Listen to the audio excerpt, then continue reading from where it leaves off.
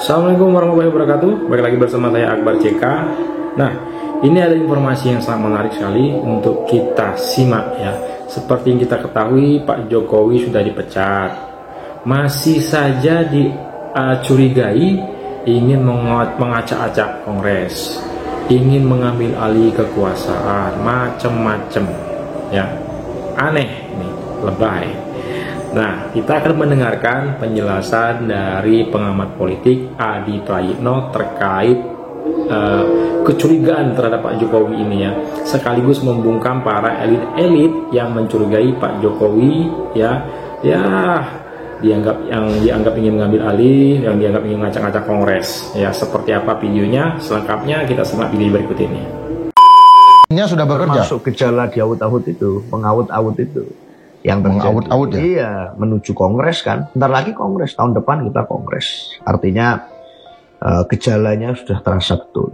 Nah, buat kami sudahlah, cukuplah. Jangan ada cara-cara seperti itu.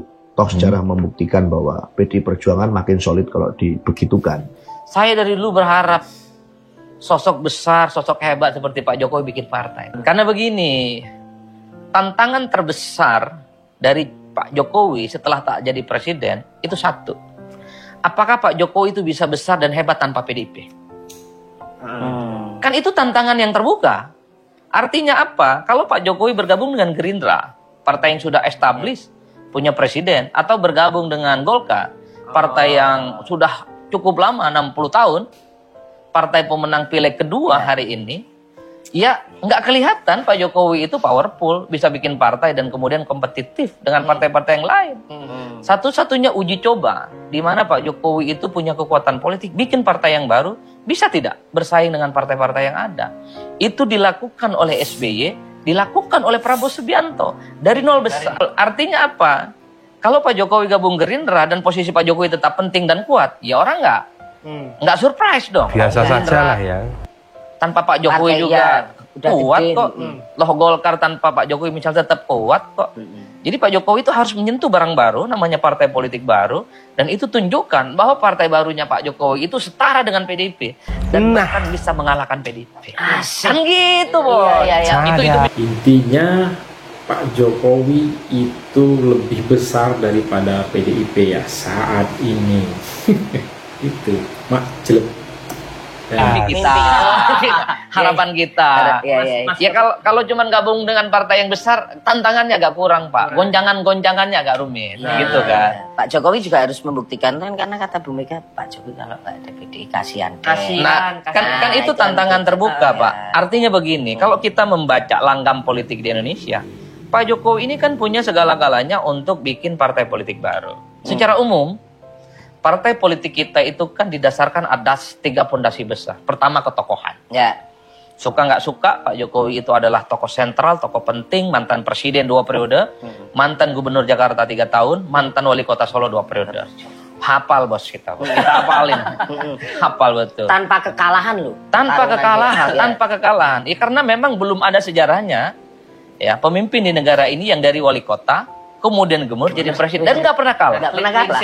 Jadi modal sosial yang dimiliki oleh Pak Jokowi untuk partai baru ada. Sama halnya dengan SBY, sama halnya dengan Prabowo Subianto, sama halnya dengan Pak Wiranto. Saat itu belum siapa-siapa. Bikin partai, tapi ketokohan SBY, Pak Prabowo, Wiranto, termasuk Amin Rais yang bikin partai baru itu kan, ataupun Anies Mata, nggak sekuat, tapi mereka berani bikin partai politik baru. Pak Jokowi punya banyak instrumen kefiguran yang saya kira itu bisa menjadi modal sosial untuk ditunjukkan kepada publik untuk bikin partai politik yang baru. Kedua, apa? Punya captive market. Jadi Pak Jokowi ini punya ceruk pemilih. Terutama di kalangan pemilih-pemilih nasionalis dan beririsan dengan PDIP. Jadi kalau Pak Jokowi melakukan itu semua, kira-kira begitu, ya saya kira bukan tidak mungkin kelompok-kelompok nasionalis yang mungkin per hari ini masih belum percaya dengan salah satu partai politik apapun di negara ini bisa kok bergabung dengan partainya Pak Jokowi. Yang ketiga tentu networking. Pak Jokowi ini apapun presiden 10 tahun Mas Bro. Pasti jaringan politiknya berjejaring di berbagai tempat. Jangankan di pusat, jangankan provinsi, kabupaten, kota. Di tingkat RT RW pasti banyak jaringannya. Kan kira-kira begitu. Kan tinggal dibuktikan.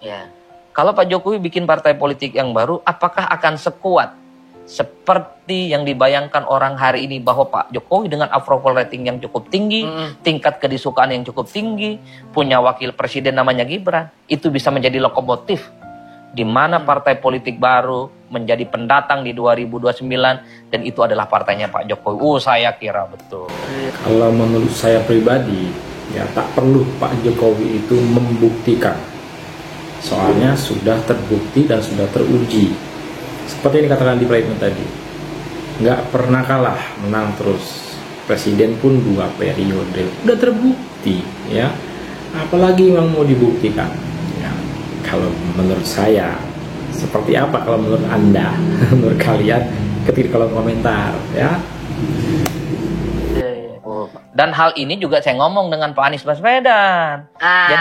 Jadi kalau nggak bisa maju pilgub, jangan salahin partai pengusungnya. Bikin sendiri. Bikin sendiri dong. Pak Anies katanya tokoh besar, bikin dong.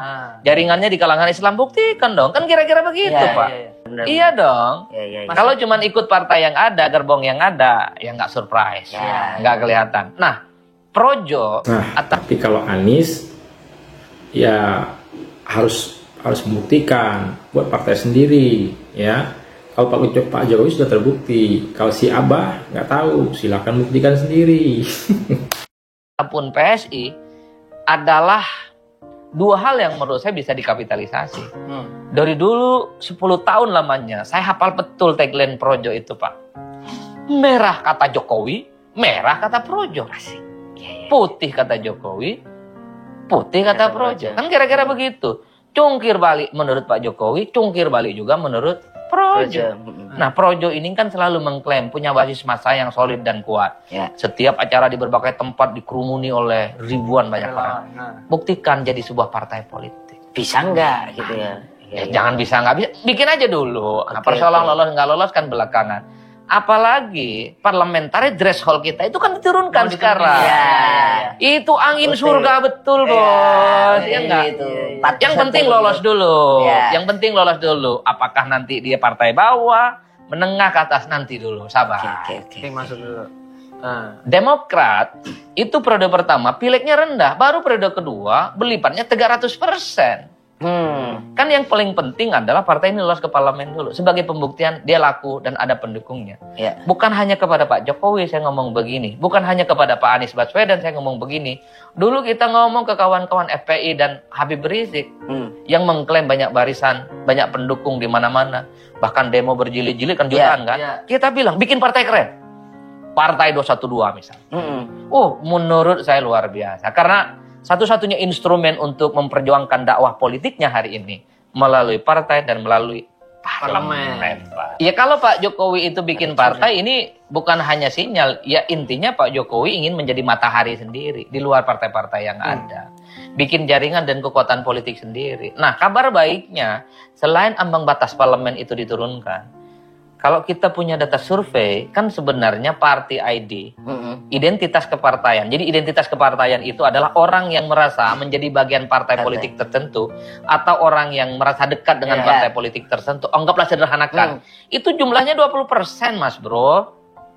Selebihnya 80% masyarakat itu alergi. Dan masih merasa tidak menjadi bagian dari partai politik tertentu. Ini pasar yang besar. Ibarat mancing, ini di samudera yang luas. Ini bukan di kolam yang kecil loh. Ini di samudera yang luas. Bisa ada Madura di situ, bisa ada Lampung di situ, bisa ada Kalimantan di situ, dan seterusnya dan seterusnya. 80% masyarakat itu masih suka dengan figur tokoh kunci. Per hari ini Pak Jokowi suka nggak suka figurnya masih kuat. Personality Pak Jokowi itu melampaui kekuatan partainya PDIP. Personalitinya, Mas. Personality Pak Jokowi itu melampaui partai PDIP, ya. Adi Prayitno yang bilang, ya. Artinya, waktu Pak Jokowi masih jadi presiden, makanya perlu diuji setelah tak jadi presiden, apakah personality Pak Jokowi itu masih kuat. Kan itu yang perlu dibuktikan dengan partai politik yang baru. Kalau mau jujur, partai-partai politik hari ini di Indonesia, itu kan sebenarnya beyond bagaimana organisasi partainya. Melampaui organisasi partainya. Yang dilihat itu adalah siapa ketua umum partainya. Kenapa misalnya PDIP per hari ini tuh kuat? Selain memang punya basis massa yang cukup kuat, partai terlama di Indonesia, wajah Soekarno itu kuat. Wajah Megawati juga kuat. Bahwa misalnya banyak hal-hal yang sifatnya kontroversial dari Megawati Soekarno Putri, tapi kan basis-basisnya nggak bisa digoyang. Nggak bisa digoyang. Ya buktinya pileg Pak, nggak tergantikan. Ya. Kemudian apa? Pak SBY. Demokrat itu kan suka nggak suka faktor SBY. 3 faktor Pak. Susilo, Bambang, dan Yudhoyono. Nggak tergantikan Pak per hari ini. Ya pembuktiannya adalah bahwa Pak Jokowi hebat setelah tak dengan PDIP. Satu-satunya pembuktian, termasuk pembuktian kepada seluruh rakyat Indonesia yang juga meyakini bahwa Jokowi jadi wali kota, gubernur, jadi presiden itu karena PDIP.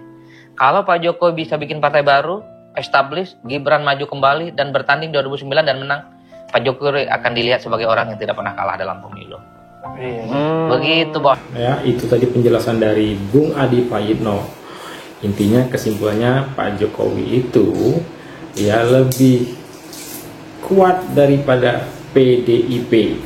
Ya, silakan ketik komentar kalian seperti apa pandangan kalian terkait apa yang dijelaskan oleh Adi Prayitno. Kalau menurut saya tak perlu dibuktikan lagi, karena Pak Jokowi ya sudah terbukti dan teruji. Sampai saat ini pun sudah dipecat, masih dicurigai ingin mengacak-acak, ingin mengambil kekuasaan. Sebelum saya akhiri, jangan lupa like, comment, subscribe-nya agar tidak ketinggalan berita terbaru dari channel ini. Saya akhiri, Assalamualaikum warahmatullahi wabarakatuh, salam sehat selalu.